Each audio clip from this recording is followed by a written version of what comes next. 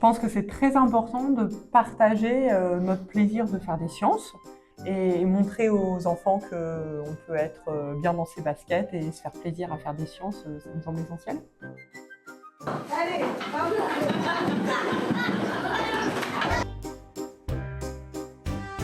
L'atelier que j'ai présenté aux scolaires, c'est une animation autour de l'armement romain.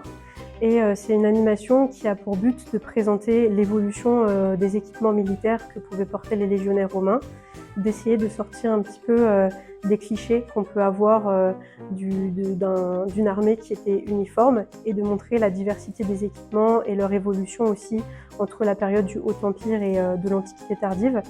Et l'animation, elle se divise en deux parties. Il y a une partie où c'est un instant de discussion avec les enfants, avec les scolaires. Donc ils vont aller conquérir, hop, tout le territoire italien, ici, hop, une partie de la Sicile. L'Italie va leur appartenir.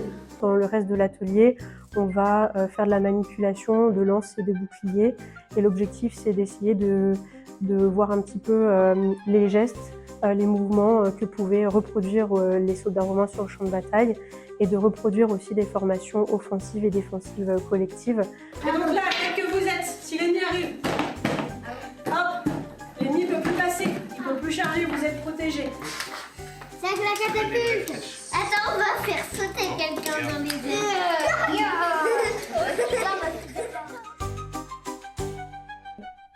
À quel honneur. Donc moi, avec Lucille Lelin, on a encadré une activité sur le cube et les patrons du cube. Donc les élèves devaient construire un cube avec différentes faces et ensuite le défaire pour essayer de trouver le maximum de patrons du cube possible et voir avec la géométrie comment passer donc du patron au cube et qu'il y avait différentes manières, que plusieurs patrons étaient équivalents, etc. De mon côté, j'ai proposé un atelier dans lequel on fait de la géométrie, mais avec une jolie présentation par des films de savon, ce qui nous permet de réintroduire tout un tas de formes et aussi de parler de la notion de surface minimale, mais de façon ludique. Vous voyez, il y a bien des films de savon, mais les films ne sont pas venus se mettre sur les côtés. Ils sont allés s'enfoncer vers l'intérieur. Pourquoi ? Parce que c'est comme ça qu'ils prennent le moins de place possible. Il s'agissait de leur faire découvrir ce qu'était un herbier et après de le mettre en œuvre en leur faisant faire une planche d'herbier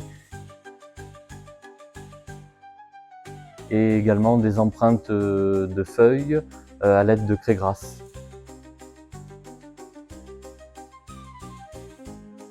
Elle est trop bien faite cette celle-là.